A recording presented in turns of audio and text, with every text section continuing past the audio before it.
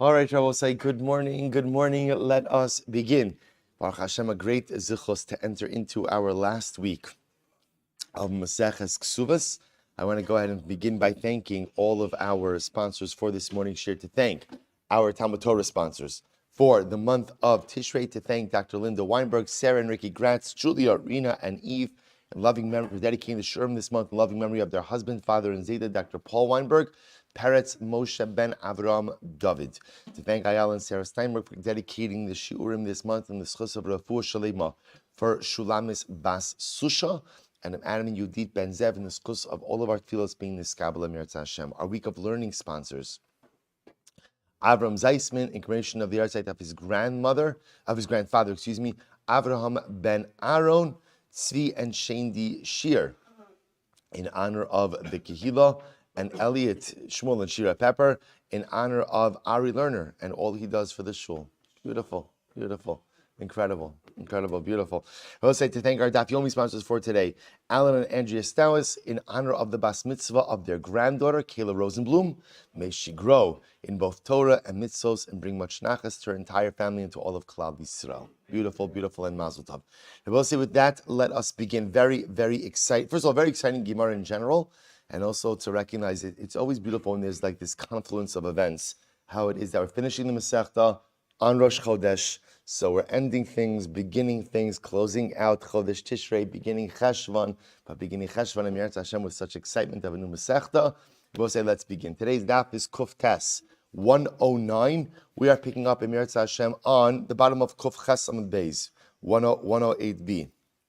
108b. We literally left off. We left off yesterday at the Mishnah. So the Mishnah says as follows: Haposek Ma'os Lechosno. We'll say a very interesting case. Someone promises money to his son-in-law. An age-old story, right? So someone promises money to his son-in-law. And I will say, in this particular case, what's unfolding over here is like this. Essentially, we're talking about a dowry. So imagine for a moment that Reuven is marrying Rachel. Rachel's father promises Reuven some amount of money. And what happens?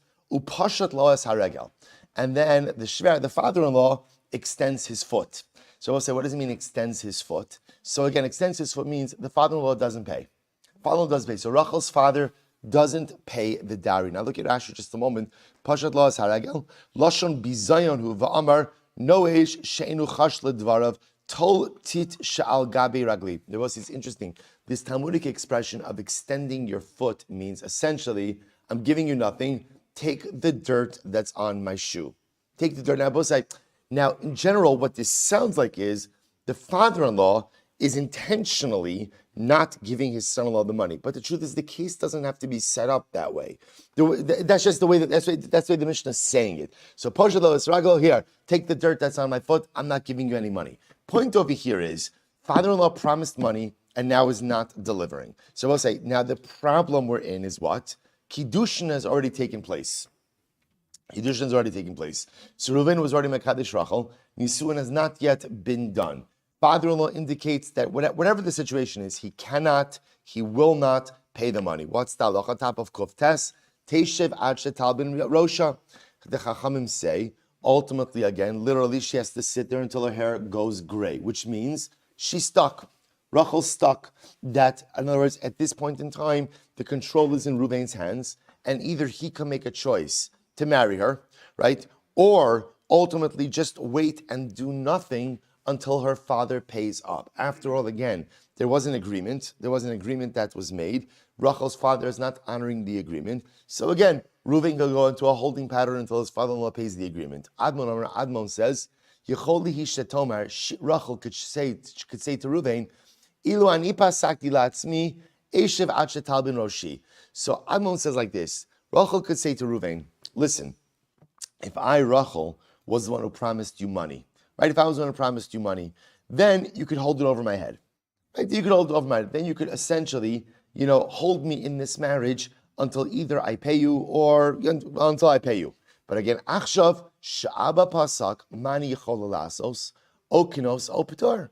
But she says, what do you want from me? My father promised you this. So you're going to hold me accountable for, you're going to punish me for my father's actions. So Reuven, either marry me, right, nisuin, or divorce me. or divorce me. So Rabbi say, so Rabbi Gamliel, Roani is Rabbi Gamliel says, I think Admon is correct. So therefore, Rabbi say, fundamental machlokas. Once again, just to reframe the case. So Rachel's going to get married to Reuven. Rachel's father promises Reuven $10,000. Right? That's the nedunya. That's the dowry. Reuven does kiddushin. Now, father-in-law says, I'm not giving you. I can't give you. I won't give you. Whatever it is. The point is, he's not giving. So now the Chachamim say, Reuven has every right to essentially hold Rachel in this marriage until her father decides to pay. And ultimately, if he doesn't pay, so then Rachel is going to grow old in a state of kiddushin. Admon says that's not right. Right? Ultimately, again, even the Chachamim are not necessarily saying it's right. The Chachamim are just saying it's legal. In other words, this is technically a legal recourse that he has to force his father-in-law's hand. So Rachel says Admon says that Rachel could say to her chassan, that's not right. I didn't enter into this agreement with you. My father did. Why are you punishing me for the default of my father? Listen, don't keep me in limbo. Either marry me or divorce me. Rabbi Yochanan ben Zakkai, I think the halacha follows Admon. Beautiful. Let's go. So masnisin deloki aitana. Our Mishnah does not reflect the view of the following Tana. We'll say which Tana. We learned in a brayse. Fascinating case. This Sanya, Rabbi Yossi, Rabbi Huda, Lo nechleku Admon v'chachamim ala posek ma'os lechasno. Upashat lo asaregel, sheyachol lichisha tamar abba pasak alai, ma ani yechola la'asos. Shabbos is very interesting. A different twist over here. In this brayse, they're quoting the same case. But in this case, Rabbi Yossi, Rabbi Huda posits that everyone agrees in a case where the father defaulted on the agreement he made, that Reuven can't hold Rachel hostage in this marriage. That Rachel has every right to say, I didn't default, either marry me or divorce me, but don't keep me in this state. Sa'alma nechlaku. So where lies the machlokes Chachamim and Admon? Al shepaske hi alatzma. Oh. Rabbi say in the Braisa's version, when the father defaulted, everyone agrees that Reuven can't hold Rachel. But I just feel the need to say this explicitly. Everyone is going to agree that on a conceptual level, a man should never hold his wife in a marriage, right? That's never something that Chazal want. You know why HaKadosh Baruch Hu created the system of Gittin in a way which seems to give the husband much more power, sometimes even absolute power? I don't know. That's a question that we're going to each ask. We have to ask Kadosh Baruch Hu that question after 120. Or when Eliyahu Navi will come, Eliyahu will explain to us why the halachos of Gittin seem to really be heavily slanted to give the man the power. But again, this is a legal discussion. So legal discussions sometimes do not enter into the arena of what is right? We all know this. We teach this to our kids. Just because something is mutter, right? Just because it's permissible does not mean it should be done. So again, we're talking about what's permissible, right? So the Chachamim say again, it's permissible for him to use the marriage as leverage to go ahead and extract money from his father. It's legal. It's legal. Is it right? Of course it's not right. Of course it's not right. Okay, so it's just important to understand that, which I know everyone does, but sometimes it's just important. Life, as we get older especially, we learn that even when everyone knows something, it's still important to say it. And I will say, by the way, this extends, lo alenu, person has to dissolve a marriage. A get should never, ever be used as leverage.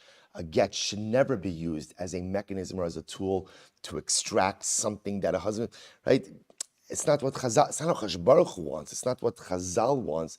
And the truth is, nothing good ever comes from hurting another human being, and nothing good ever comes by using halacha as a means of extortion. Okay, but back to our Gemara over here. So I'll say, so again, the Brisa has a different view on this, right? So in the Brisa's version, the Chachamim and Admon both agree that halacha l'maisa, where it was the father who made the financial arrangement with Reuven, and now the father defaults, again, default doesn't pay whatever it is. So everyone agrees, according to Rabbi Yehuda, that halacha l'maisa, Rachel says to Reuven, either marry me or divorce me. but you cannot keep me in this limbo state. So what's the machlokes? What's the machlokes? Al shepaskehi alatzma. What happens if Rachel promised Reuven money? Right? So before they do kiddushin, Rachel says to Reuven, listen, be mekadesh me, and if you're mekadesh me, I'm going to give you $10,000. Okay. So now what happens? Reuven's mekadesh Rachel, and then what happens? Rachel doesn't pay. Won't pay, can't pay, doesn't pay. So I'll say, so now watch this. Shacham the chum say teshiv achetal ben rosha. The chachamim say, listen, Rachel, you made a promise. You honored your commitment. Reuven is not mechuyev to do nisuin with you until you figure this out. So we can go into a holding pattern over here until you, Rachel, figure out how to satisfy the obligation you entered into. Admon says, Yecholi Shetomar, listen to this, Admon says, so what can she say in this case? This is great. Yecholi Shetomar, Kisvura ani sha'aba no saying. She says, no. When I said, I'm going to give you $10,000, I figured the same bank that has been bankrolling my life up until this point in time, right? It's incredible. No credit limits, right? No pre-qualifications, nothing. I figured the same bank that was taking care of me my entire life is going to take care of me now. So she said, I know I said that I was going to pay you, but again, I automatically assumed that it was my father who was going to go ahead and pay for this nadunya. V'achshav she'ein abba nosein alai ma'an yichola lasos okinos opetor. So she says, what do you want from me? I guess, in other words, what Rachel says, according to Ammon, is, I'm not purposely being difficult over here. I never had the money to back up this promise, right? I never had the money to back up the promise. It was always going to be my father. Now my father doesn't want to pay. Okay, don't hold me hostage in this relationship.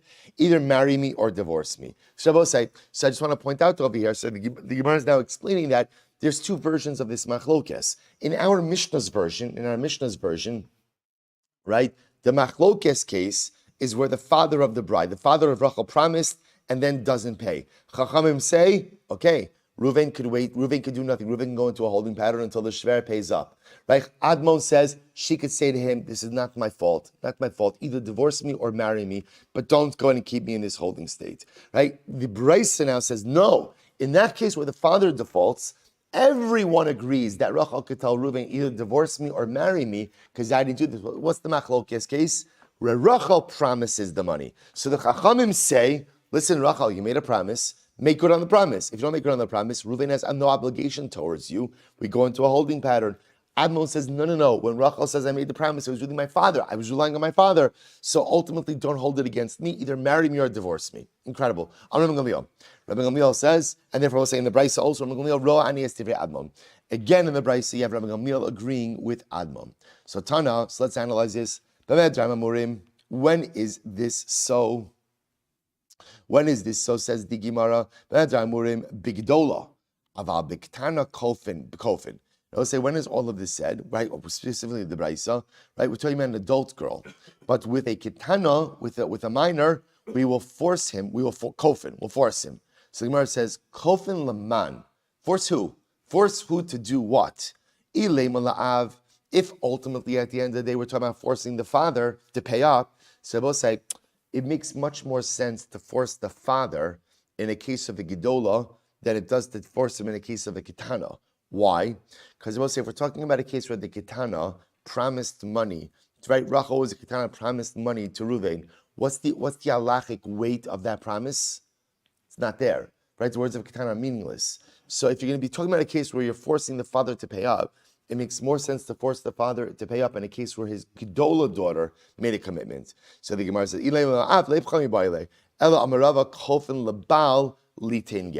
Rather, Rava says, no. What it means is we force the husband to give a get. So I will say that halacha, we're talking about a case of a kitana.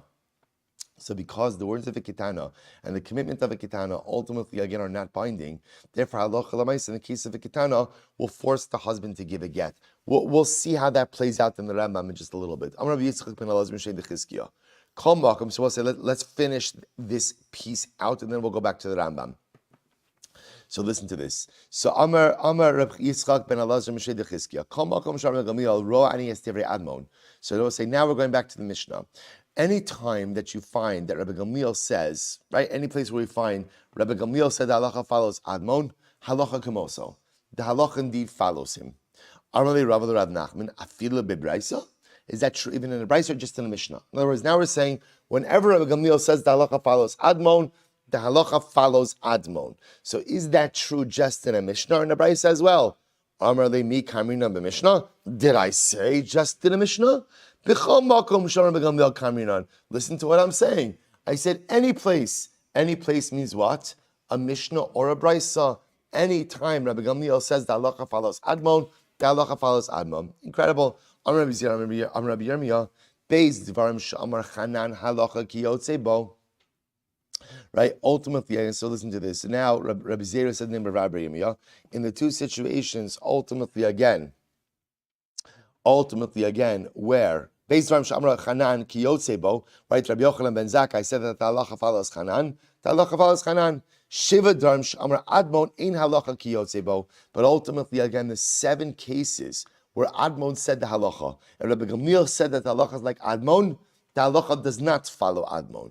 So my kamar, what does this mean? Ilem hachi kamar, shnei dvarim shamar chanan halacha kimoso ukiyotze bo. So we'll say maybe it means like this: the two halachas that Chanan brought down, and ultimately again kiyotze bo, those who paskin like Chanan, the halacha follows them. The shiva dvarim shamar Admon ein halacha kimoso v'lo kiyotze bo. But the 7 cases that are brought down in the name of Admon, the halacha neither follows Admon, nor like the ones who paskind like Admon. Rabbi Yitzchak ben Elazar mishmei d'Chizkiah, kol makom shama Rabbi Gamliel ro'an es divrei Admon halacha kimoso. But we just said before that any time that Rabbi Gamliel said, I see the words of Admon to be correct, that the halacha follows Rabbi Gamliel. In other words, halacha follows Admon and those who pass like him. This is what it means to say. In the two situations where Chanan said halachas, the halacha follows him and those who paskin like him. First wide line of Bosai. Shiva dvarim shamar Admon ein halacha kiyotze bo. So we'll say, but the 7 cases where Admon brought down his halacha, the halacha does not follow him. So the Gemara says, I'm sorry, ein halacha kiyotze bo. Or the halacha doesn't follow those who quote him. Hakimoso halacha bekulu. But it sounds like when it's just Admon by himself, that the halacha would follow him. Because we'll say, understand, in these cases, there's 2 things that's happening, right? In all of these Mishnayos. There is Admon stating halacha, and then you have like Rabbi Gamliel weighing in that the halacha follows Admon. That's the kiyotsebo. The Gemara now is suggesting maybe there's a distinction between when Admon says a halacha himself versus when you have Rabbi Gamliel coming along and saying, oh, the halacha follows him. But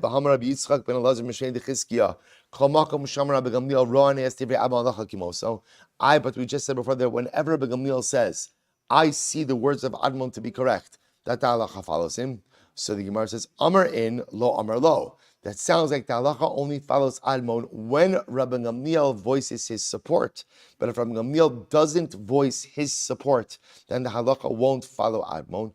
Halacha is what it means to say, Shnei dvarim shamar chanan halacha kimoso kiyotze bo. That's what it means to say.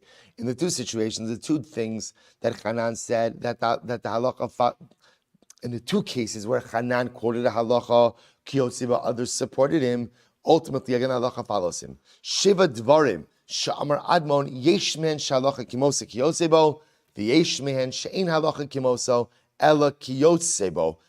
So the Gemara says, but by Admon, there are some situations where halacha l'maisa, the halacha will follow him. Other times that the halacha will only follow him when he's quoted in the name of others. However, kol makom sh'amar Gamliel ro'an es divrei Admon halacha kimoso inachlo. But I will say, any place Rabbi Gamliel says the halacha follows Admon, the halacha follows Admon, but not necessarily in the other cases of Admon. So I will say, so the Gemara is essentially just trying to go back and forth, trying to figure out, do we find a principle that could apply to the rulings of Admon and Chanan? I will say, we're going to see that halacha l'maisa, there is no overarching principle. In fact, each of these cases are reckoned independently, as we're going to see in just a moment. So therefore, I will say, halacha l'maisa, let's close out this sugya. How do we pass over? So this is really a great case. Money's promised, and what happened? Money's not paid. Now, the only problem is, at the time of default, what's the status of the marriage? Kiddushin has already been done. So now we have a problem. So you both say, If you default before Kiddushin, fine. So then what? Don't get married, right? Everybody go home. That's it. The problem we have over here is the default happens after Kiddushin, before Nisuin. Furthermore, two cases of default. What are the two cases of default? Case A, father default. Case B, Rachel, daughter, wife default. We both say machlokes amon chachamim. Then there's a further machlokes, Mishnah and the Brisa as to when the machlokes apply. So I'll say, here we go. Rambam Paskins, Ilchos Ishos, Parak Chav Gimel, Halacha Tes Zayin. I will say, somebody, I mentioned this before. Someone asked me a couple of weeks ago, why am I always quoting from the Rambam and not the Shulchan Aruch? So I'm only quoting to you from the Rambam when the Shulchan Aruch Paskins the same way. But in general, the derech of the Rambam is that the Rambam's formulation of halacha is often much truer to the text of the Gemara. So when you're just trying to extrapolate halacha l'maisa from a Gemara, the lashon of the Rambam often tethers you to the sugya much more, whereas the Shulchan Aruch already is a distilled version of the halacha. So again, the bottom line, they say the same thing. But listen to what the Rambam says. Here we go. Great case. Haposek mos lachosno. So this is great. So here's how the Shulchan Aruch sets up the case, right? So what happens? Rachel's going to marry Reuven. Rachel's father, we'll call him Yaakov, right? Rachel's father commits to $10,000 to Rachel's husband, to Reuven. V'halach ha'av lemedina acheres. Conveniently, the father relocates to another country. So, I'm sorry? Country, another place. He goes at it, right? Yicholi hi lomer labal, ani lo pasakti alatzmi, ma'ani yichol lasos, o kenos belon dunya, o patreni beget. Shabbos says, number one, we paskin like Admon in the Mishnah. When it was the father who defaulted, Rachel says to her chassan, listen, I didn't make the agreement, either divorce me or marry me, right? But don't keep me in limbo. So we'll say that's halacha l'maisa number one, like Admon in the Mishnah. Aval, impaski hi alatzma, v'lo higia yada, harei ze yosheves ad shetimtza ma shepaska o ad shetamos. So Rabbi say, interestingly enough, halacha l'maisa, we do paskin like the Chachamim in the Brisa's case. If she is the one who made the commitment, then ultimately she has to figure out a way to honor it. And he has no obligation to do anything until she figures out how to honor this commitment. Also, remember again, this is where she made the commitment. Remember, Admon's out for her. Remember again, what was Admon's out for her? What was his out for her? I didn't promise. I know it was me, but I'm an extension of my father, right? In other words, so when I said I promise you to my father, so the Rambam Paskins like the Chachamim in the Brisa's case, namely that when she makes the commitment, Rachel herself makes the commitment to Reuven and then defaults, Reuven can keep a holding pattern of Kiddushin until she comes up with the money. And ultimately, again, doesn't have to either marry her or divorce her, could wait. Once again, I will say, this is the legal ruling. Moral, ethical. Should a man ever keep a woman in a relationship over money? Absolutely not. Absolutely not. Again, if she says, give me more time, I'm happy to go and try to figure out how to go. Okay, that's fine. She wants the time. But Lamais, again, this is the legal ruling, not the moral, ethical, or right? Good. Or legal, good. The implicational ruling. So we'll say, halacha l'maisa, we pass like Admon in the Mishnah. Therefore, again, if father defaults, Reuven can't hold Rachel in the relationship. If Rachel makes commitment and Rachel defaults, he has the ability to go into a holding pattern until she's able to come up with the money. Incredible. Mishnah Bosai, very interesting case. Okay, so let me give you the background to this. Take a look at Rashi. First Rashi in the Mishnah. So we'll say in the short lines of Rashi, 2, 4, 6, 7 lines into the short lines. Rashi says, watch this. This is fascinating. Reuven ma'arer al sadeh shebiyad Shimon. So we'll say, so here's the case. Shimon has a field. Reuven is claiming the field really belongs to me. It was stolen from me, and you bought it illegally. Now again, he's not accusing Shimon of being complicit in the theft. He's just saying, Shimon, you think you own the field is really mine. Okay, fine. Now watch this. Reuven ma'arer sadeh shebiyad Shimon, v'amar Levi shemachar lecha gazlu mimeni. Okay, so here's the case, right? You've got Reuven, Shimon, and Levi. Shimon is in current possession of a field that he bought from Levi. So Levi sold Shimon a field. Reuven says, Shimon, that field you have, that's my field. That's my field. Levi stole it from me and sold it to you. Okay, here's the wrinkle. The Mishnah says, V'chasim aleh.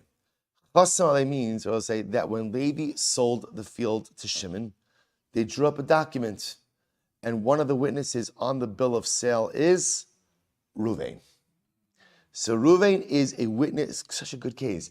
Reuven is a witness on the sale document from Levi to Shimon, and now Reuven, who's one of the witnesses, says to Shimon, by the way, the field is stolen.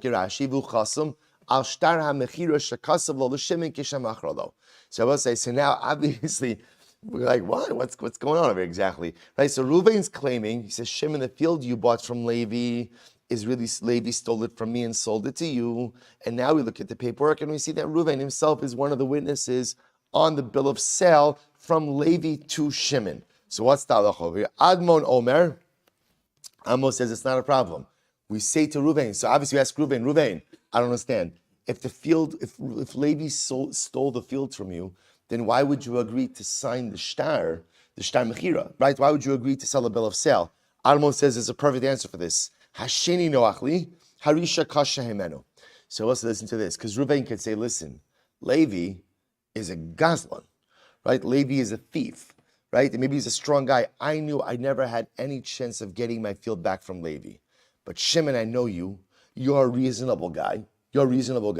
So I figured if I could get the field away from Levi to you, to Shimon, now I have a better chance of getting back my stolen field. That's why I agreed to sign on the bill of sale so that I could get it out of Levi's hands into your hands. Incredible. I will say, by the way, who needs reality TV like when you have this? I'm just saying, like this is so great. This is incredible. So let's listen to this. V'cham say, no, come on, cut it out. So what are you talking about? Reuven, if you come forward with a claim that the field that Shimon currently has is stolen from you, that's fine. But Lamaisa, once you're signing on to, once you're not a party, but once you're a witness to the transaction, you've lost any right to claim that this property belongs to you. So let's take a look at Rashi.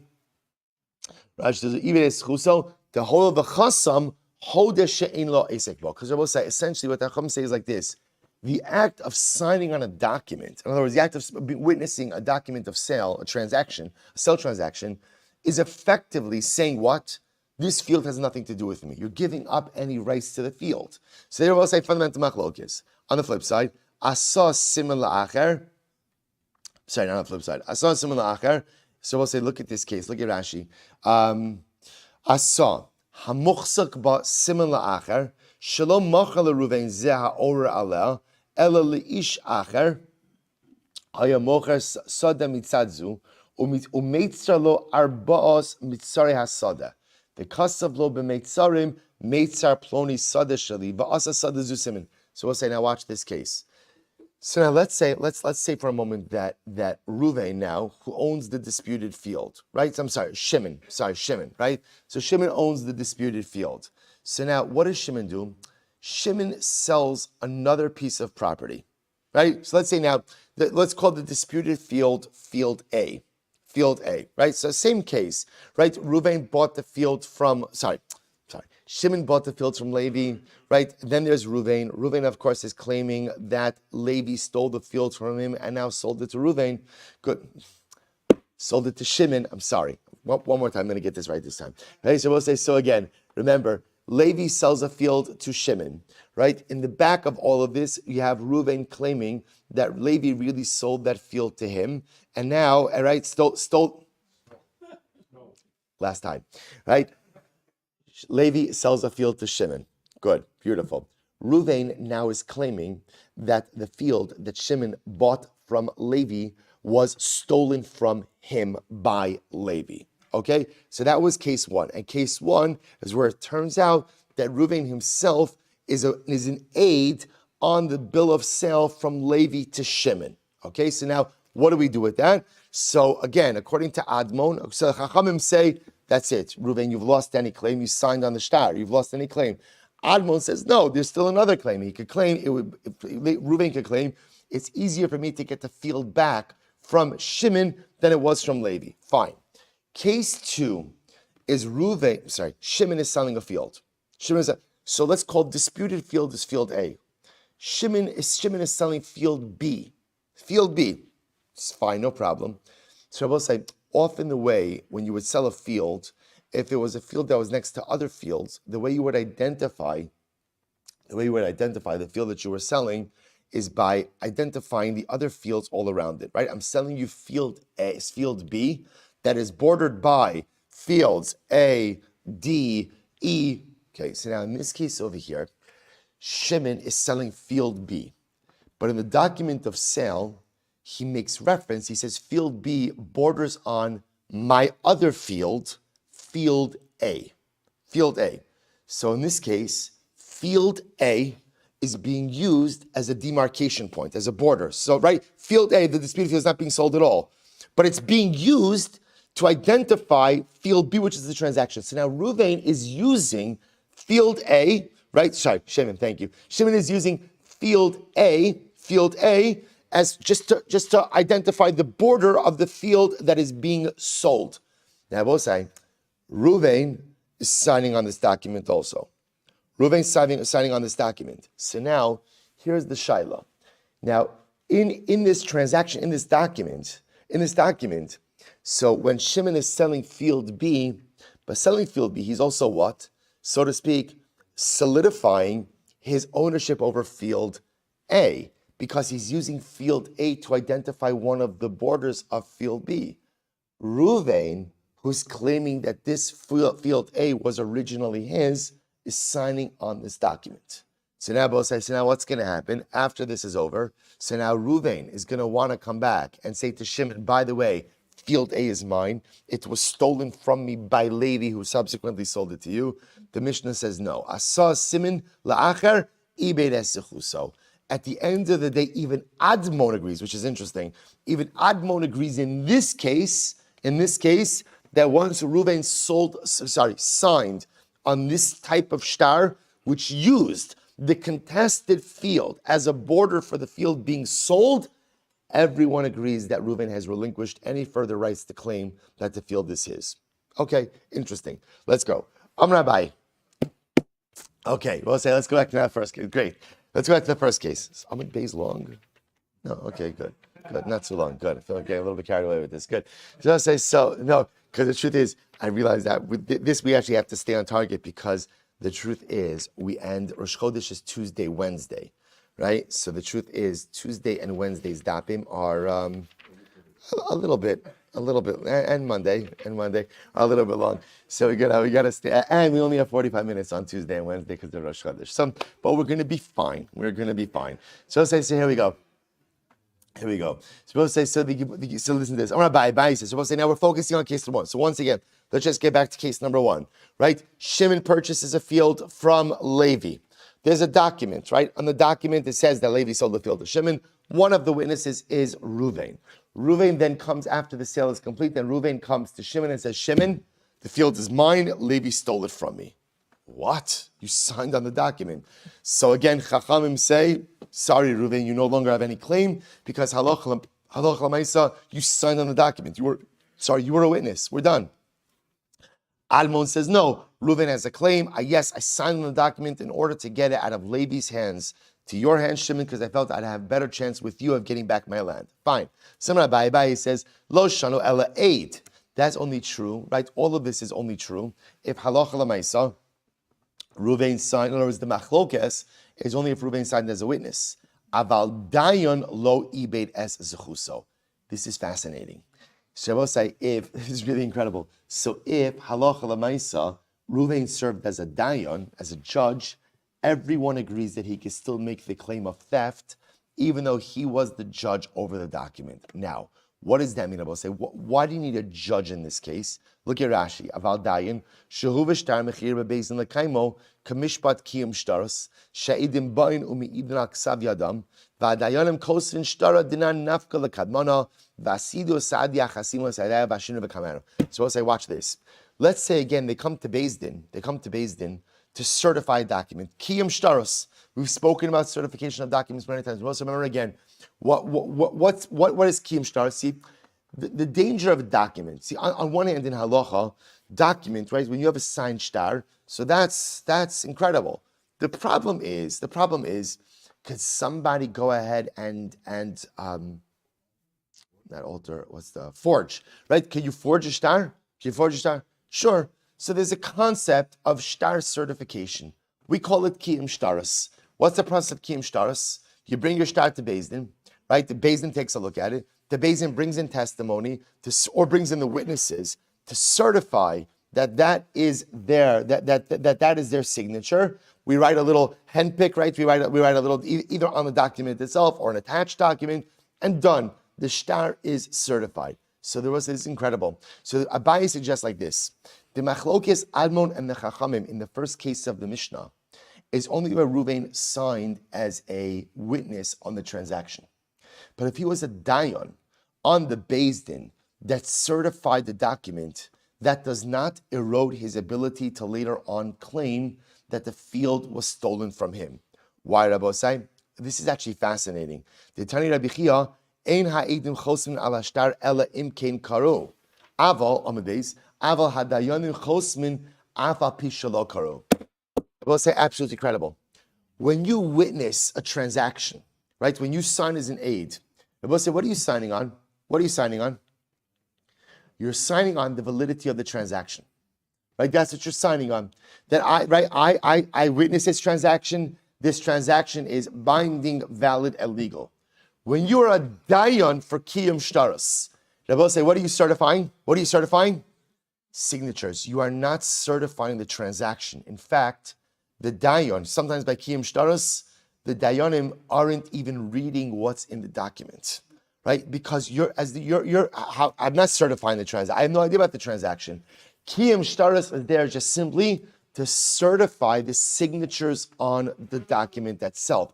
But it has nothing to do with it. But it's so fascinating. So fascinating. See, you could have a situation of kiyum shtaris, which makes sense, because otherwise, if kiyum shtaris requires a whole certification of the transaction, then what's the point of the shtar? Then what does the shtar do? The shtar, right, the edus on the shtar locks in the transaction. Kiyum shtar certifies the signature. So this is incredible. So I will say, in a case where Reuven was a dayan for kiyum shtar, so now let's play this out, right? So Levi sells a field to Shimon, and then what happens? They draw up a document, and now they want to bring the document to Beis Din for certification. Reuven is one of the dayanim on the Beis Din to certify. Right, Reuven's Beis Din certifies the document, and then after it's certified, Reuven says to Shimon, by the way, the field is stolen from me. Everyone agrees in that case, Reuven has a valid claim. When we say Reuven has a valid claim, obviously saying something was stolen from you is not a claim, right? I mean, it's a claim. What it means is Reuven now has the right to what? Pursue that claim, right? So again, why? And everyone agrees in that case. Everyone agrees in that case. Why? Because Reuven's acting as a dayan for kiyum shtaros has nothing to do with the transaction. All Reuven was doing was just saying, oh yeah, the signatures, witness A, witness B, you guys recognize these signatures? Fantastic. Sign it up, right? And then we're done. Certified. We're done. So everyone agrees in that case, it in no way erodes his claim to go ahead and pursue the stolen claim, the claim that the land was stolen from him. Masha'in Kain, when he's a witness to the actual transaction, the sale, from Levi to Shimon, in that case, again, part of signing on a shtar is what? You are claiming the transaction itself is valid. The Chum say, you claim the transaction is valid, you can't go ahead and now claim that same parcel was stolen from you. Admon says, yes, I can. The transaction was valid. In other words, yes, Levi sold to Shimon, but at the end of the day, it's my land. Good. So says the Gemara. I saw the similar achar. I was supposed to say the next case in the Mishnah was, that I remember again, this is where I got the names confused, right? So same case, but let's say, well, not same case. In this case, Shimon the purchaser, right? Shimon who purchased contested property, we'll call it parcel A. Shimon is selling parcel B and uses parcel A to identify the borders of parcel B. Reuven himself signs on that shtar as well, or not as well, but Reuven sells on that shtar. The Mishnah says everyone agrees that after he sells on that shtar, he no longer has a right to pursue any claims that the land was stolen from him, that parcel A was stolen. Amar Abaye, lo shanu ela la'acher. That's only true ultimately again. Rashi says, lo shanu ela la'acher. Dafka nakat masnisin siman la'acher. Aval asa hamuchsak ba siman li'atzmo shel Ruven za'or ala. So we'll say, now listen to this. That's only true when what? When Shimon is selling the parcel to someone else. What happens if Shimon is selling the parcel to Ruvain himself? Shimon is selling parcel B to Ruvain. And now it happens to be in that sale, Shimon uses parcel A, which is the contested property, as a border identification. Then ultimately in that case, even though Ruvain, right, was lo ibed esechuso, Ruvain did not go ahead and lose out on his ability to reclaim parcel A. Why? The Amar idla avdile hachi, because he would say, if I would not agree to this, lo hava mazbin le nihili, then ultimately again Shimon would not sell me the property. In other words, I will say the concern over here is that if Shimon knows that Ruvain is going to be claiming parcel A, he's going to be reticent to what? Selling parcel B. So Ruvain wants to buy parcel B. If I lodge my complaint now, then Lamais, I'm not going to get parcel B, and certainly again leaving aside parcel A. So the Gemara says, "My isla." So what could Ruvain have done? So maybe he could have said, maybe what Ruvain could have done is what? Before he purchases parcel B from Shimon, pull aside the witnesses. Say, witnesses, listen. I just want to tell you guys, I'm purchasing parcel B from Shimon. In the transaction, Shimon is saying that parcel B, right, borders on Shimon's other parcel A. Guys, I just want to tell you, Ruvain saying this to the witnesses is kind of like a sidebar. So I'll tell you guys, parcel A is really mine also.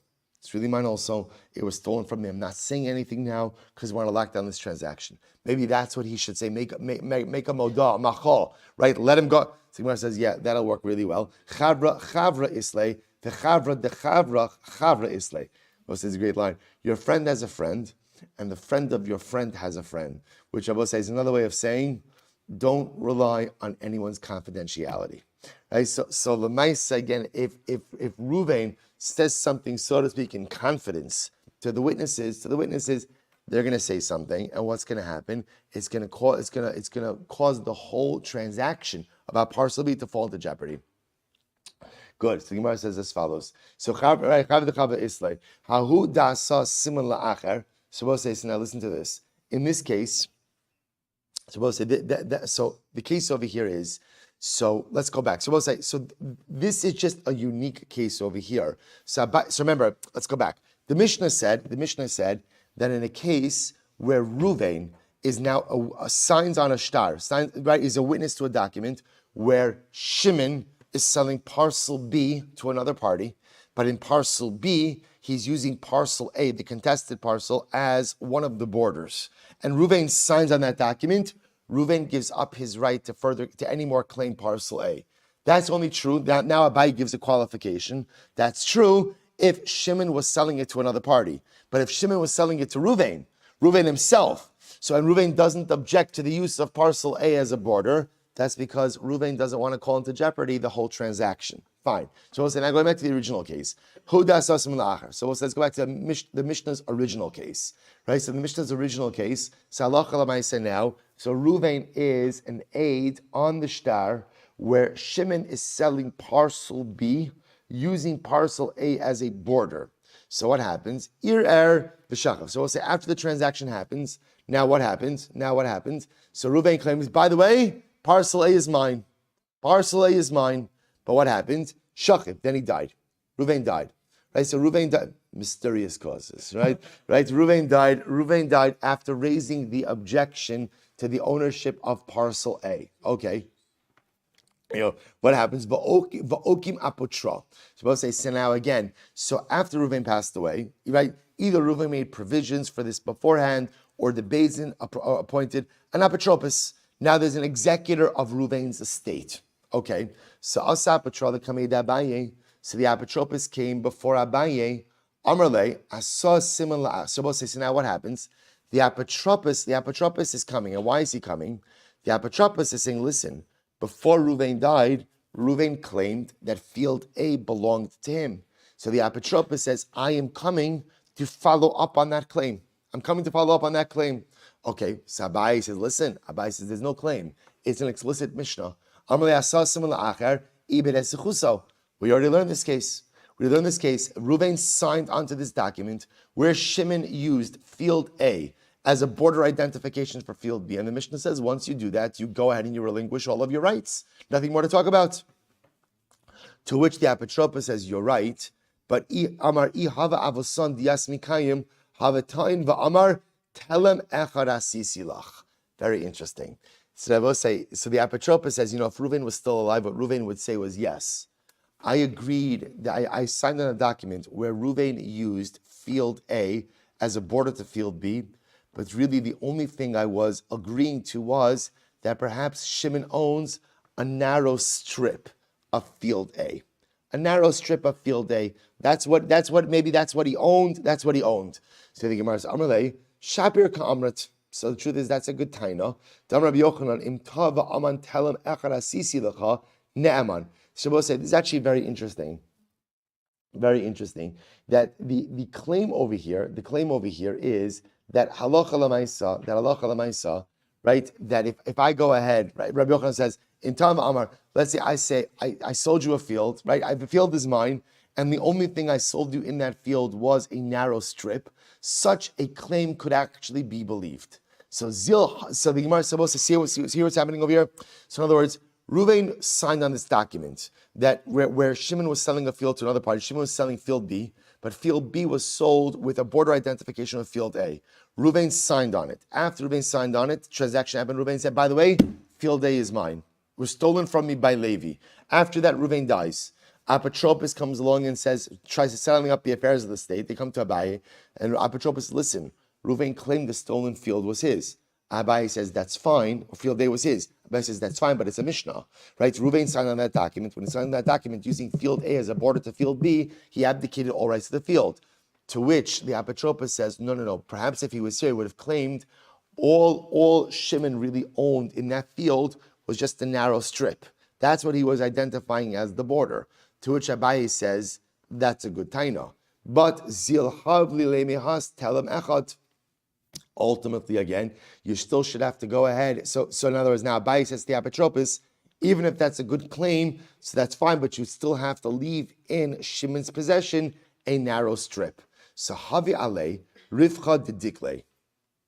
So I will say, here's the problem. On that narrow strip, there was a line of palm trees, which made that narrow border strip pretty valuable. So the Gemara says, so Amar ihava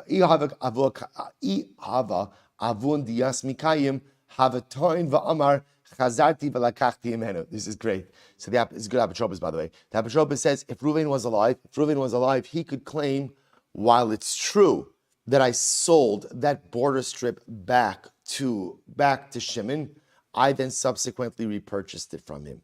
Abaye says, the truth is, good gesagt, Amalei Shapir Ka'amret. Saying good. Don't Rabbi Yochanan, in Tan va'amar chazarti v'lakachti meno ne'aman. So we'll say, if ultimately, again, Reuven were to claim, I sold it, but then I repurchased it, you believe. And I will say, the reason that is because this is, Rashi says, Pesh sha'asar hua pesh shehitir. In other words, I will say, the case over here is as follows. Look at Rashi, Ne'aman. Here's the case, just to get the case in its totality. Ne'aman, ta pesh sha'asar pesh shehitir, teme'achar sheyesh edim shaisa shalo. See, the case over here is where, remember, Levi sold the field to Shimon. Reuven, right? And then again, it gets more complicated. But now what happens?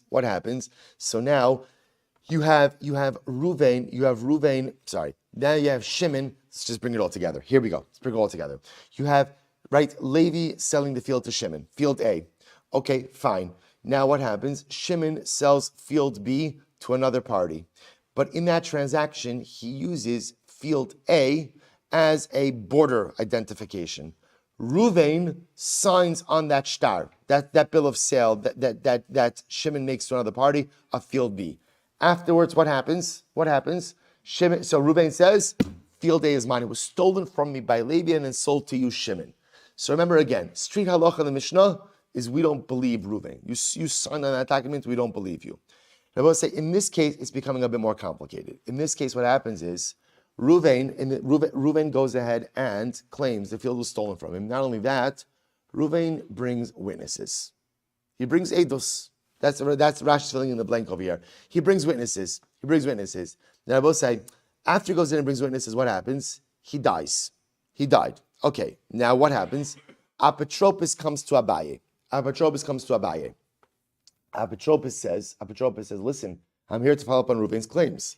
Abaye says, there is no claim. It's a Mishnah. Reuven signed on the document. Apotropos says, but he has eidos. Abaye still says, but 1 second. Essentially, the eidos is negated in the face of what? Reuven's signature on that. In other words, once Reuven signs on that document, he effectively signs away his rights. To which the Apotropos says, no.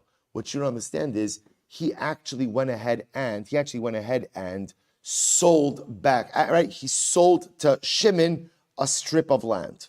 Abaye says, okay. So now what you're telling me is when Reuven signed in the document, he wasn't yielding his rights to the rest of the field. What was he acknowledging? That Shimon owns a strip of land of field A that borders on field B, but that in no way is yielding his rights to the rest of field A. That's good. But Abaye says, okay, that's fine. So now you could pursue your claim on the rest of field A. But what? But you have to go ahead and at least leave in Shimon's possession what? The strip of land. To which Apotropos says, but 1 second, there's more to the story. Reuven bought back the strip of land from Shimon. He bought it back. To which Abaye says, the truth is, you're saying good. Why? Because I will say, this is a pesha, also a pesha hitter. Why? Because the only way we knew about the sale was how? Was through Reuven, right? In other words, right through Reuven. We didn't know about the sale. Without the sale, all you would have is what? Is eidos saying that Lamaisa, the field, was stolen from Reuven. So now Reuven, so to speak, through his Apotropos, is telling us that a sale happened of the strip. Now Reuven's further qualifying and telling us after the sale occurred, Reuven bought it back from Shimon. It's a pesha asar pesha hitter case, in which case Reuven / the Apotropos should be believed. And it turns out that Reuven should really be able to walk away, assuming he could prove his claim, right? He should really be able to walk away with the field in its entirety, including the strip of palm trees. Incredible. Amar Abaye, so what's the takeaway from this story? Amar Abaye, Hai man demoke apotropa, nokim ki had diyada lafuche b'schus diasmi. And I say the entire takeaway is you got to get an apotropos like this, right? I will say this is you gotta surround yourself with good people, right? This apotropos, Abaye says, knew exactly what he was doing. Good. So I will say, so for our purposes, halacha l'maisa, how do we pause? So I will say this is a complicated case. Right? It's a very complicated case. Remember, again, we will say what we have essentially embedded in this case is a couple of different cases. Just because I'm just going to tell you quickly, the Rambam Paskins, this is in Hilchos Toein V'Nit'an, Perek Tes Zayin, Halachas Aleph and Beis. We're not going to have time for everything. I'm going to leave out the Telem case. I'm just going to give you the Mishnah. Here it is. Reuven Shemachar the Shimon Sada. Reuven sold the field to Shimon. Vahaya Levi me'edeshta. Okay, so the Rambam changes the name. So I'm going to keep it like we had it, right? So we'll say, so Levi sold the field to Shimon, and Reuven was one of the witnesses on the shtar. And what happens? Subsequently, right? Reuven claims after the transaction occurs. Reuven claims that what? That Allah Lamaisa, Levi stole it from me. Ein shomen lo. The Rambam Paskin is like the Chachamim. No. Even though I remember again, you're going to claim, yes, I signed on it because I wanted it to go from Levi to Shimon because I feel a better chance of getting my field back from Shimon than from Levi. The Rambam says, case closed. Halacha l'maisa, right? Halacha l'maisa. There's absolutely nothing to talk about once you are party to the transaction, right? Once you are a witness on that shtar, you have effectively ceded and yielded any rights that you have to claim that field as your own. However, the Rambam says, if Reuven acted as a dayon for kiyum shtaros, he does not yield or cede any future rights. Again, going back to the distinction of the Gemara, that halacha l'maisa, an aid certifies the transaction. A dayon only certifies signatures. So everybody say, halacha l'maisa, We don't pass like Admon in this Mishnah, we pass like the Chamim. There's more, much more. Again, Hilchos Toin V'Nitan, Perek Tazayin, Halachas, Aleph, and Beis. Take a look at it at your own, a lot more interesting ideas, but that's the Halacha L'maisa. Good. Mishnah, quickly. Misha Halacha Medina Sayam Ve'ibda Derech Sadeu. Again, it just gets better. Listen to this case. And I will say, by the way, you ask yourself, what does this have to do with Kesuvos? So first of all, it's so good, so who cares? Right? That's answer number one. Right? That's answer number one. So I'll say, so remember again, the reason, just so you know, in all seriousness, the reason why we're doing this is because remember, the way this perek started off were with the rulings of Admon and Hanan. And remember again, it started off with a discussion about Mizonos, that's which is Kesuvos. Now I will say we're just going through all of their rulings. Watch, this is a great case. Misha halach l'medina says. So we'll say, watch this case. Reuven goes overseas. Now Reuven owns a field. Now we'll say, interestingly enough, the case over here is Reuven's field is landlocked, which means that the only way he was ever able to get into his field was how? He had a right of way. He had a right of way with someone. So what happened? So we'll say, so now what's the problem? He comes back, he's been away for a while. He can't remember the right of way. Where is my right of way to get into my field? And of course, as one could imagine, none of the neighbors are being forthcoming. Right? So because obviously no one wants to give up their land. So Admon Omer, Yelech lo k'biktsara. Admon says, look, since we have to use logic, figure out what is the shortest way to get into his field, and let's assume that was the previously established right of way. The Chum say no. Yikna lo b'derech b'mei mana or yifrach ba'avir. You have a choice. Either go ahead and pay top dollar for whoever's willing to negotiate with you, or fly. Right? In other words, or fly. Figure out a way to fly. Right? So we'll say, so again, this is actually interesting. The Chum say, listen, Reuven, you went overseas, you lost your information, the burden is on you, so pretty much, again, no one has to do anything for you, so you're going to have to figure out a way to negotiate for top dollar right of passage. So let's analyze. So my time in the Rabbanon, Shabbat Rabbanon. So I don't understand. What's the logic of the Rabbanon? The reason why the Rabbanon's position doesn't seem to make sense is, if there's one thing we know, it's that what? Reuven had a right of way. He had a right of way. Right? I'll tell you, but these right of way, even today, I know, because with our building, the right of way agreements are like, you would think this should be the simplest part of a real estate transaction. It's incredible how complicated right-of-way agreements are. It's fascinating. In any event, so the Gemara says as follows, I don't understand. Obviously, he has a right-of-way. This was his field. He used the field. He was getting in and out of his field, so there was a right-of-way agreement. So Admon is saying, listen, logically, he's going to be taking the easiest path. So just assume that's the path he had. What's logic of the Rabbanon? Watch this. Kigon shekifua, so I gave it away a little bit. I'm sorry. Shekifua arba b'nei adam arba ruchoseh. I gave it away. In other words, this is a landlocked field. There's 4 different people. So we'll say, what's the problem? The problem is, if you can imagine, right? Reuven comes back. Everyone says shalom aleichem. They make a kiddush, neighborhood kiddush. It's so beautiful. And then he goes to neighbor number 1. By the way, was my right of way through here? No, not here. Right, neighbor 2? No, not here either. 3, 4. So we'll say, and the problem is, each has the ability to deflect it to the other. So this is one of these interesting cases where we know a right of way exists, but Reuven can't figure out a way to enforce it against any one particular party. My time in the Admon. If that's the case, then again, why does Admon say that Reuven could seemingly seize the shortest right of way? To the Gemara's Amarava, very quickly, Ba'arba da'asum mikoach arba. So Ba'arba da'asum mikoach chad, koli amalo pligi dematzi madchili. So let's listen to this. When you have 4 people who bought their own respective fields from 4 other people, or for that matter, 4 people who bought their fields from 1 person, everyone agrees in that case, each party could deflect to someone else. Ki pligi, so the Gemara says, koli amalo pligi dematzi madchili. So where does machlokes from? Let's listen to this. So watch this. Let's say now all 4 fields, all 4 of the landlocked fields, we'll call it the landlocking fields, are all owned by 1 person, right? So you've got Reuven in the middle, and all 4 of the surrounding fields are owned by 1 person, who what?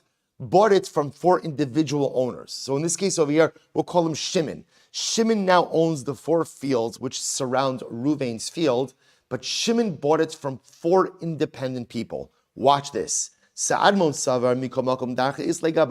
So Admo says, listen, Reuven could go up to Shimon and say, Shimon, give me a right of way. You know that I own a right of way. We could figure out where, but you owe it. I own it, so give it to me. So let's listen to this. Rabbanan say, listen to this. Shimon could say to Reuven like this: shatakta, shatakt.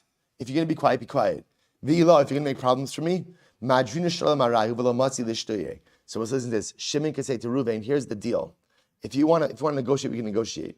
If you're going to make problems, I'm going to return the land to the previous 4 owners. It's going to be owned by 4 independent people, and therefore, what Rabbi is saying, Reuven, you'll never be able to get your right of way. Why? Because each of them could deflect you to the other. So if you want to negotiate, we could negotiate. But if you're going to claim magiali, right, something's owed to me, I'll simply go ahead and return the land, and then you'll be stuck forever. Incredible. So the Gemara says, I'm sorry. How who damarlu? So I'll say quickly. We'll finish off the sugya. Who damarlu? How a guy says who damarlu dikla libras. So let's listen to this. A guy, Reuven, is about to die. Right before he dies, he says, "I want my daughter to inherit a palm tree." So he's giving a palm tree to his daughter. Azal yasmi plug lenechase. So Reuven dies, and the sons went ahead and divided up the estate, but didn't give the palm tree to the daughter. Right? So Rav Yosef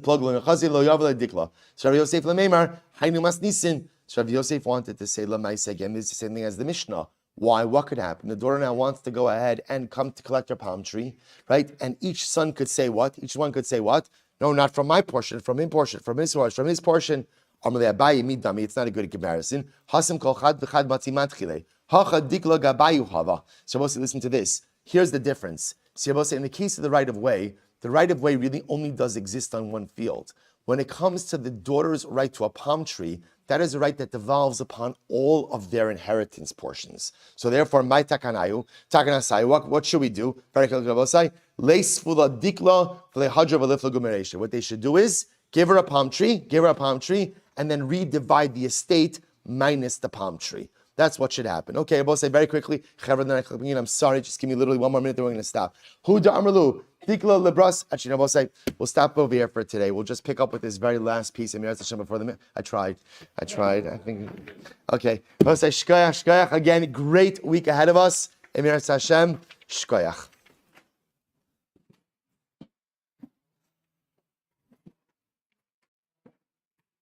All right, everyone, have a great day, everyone.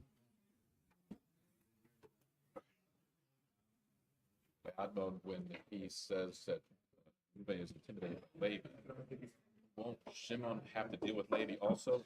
Sure. But Shimon's not intimidated by Levi? I mean, it's got That's not Reuven's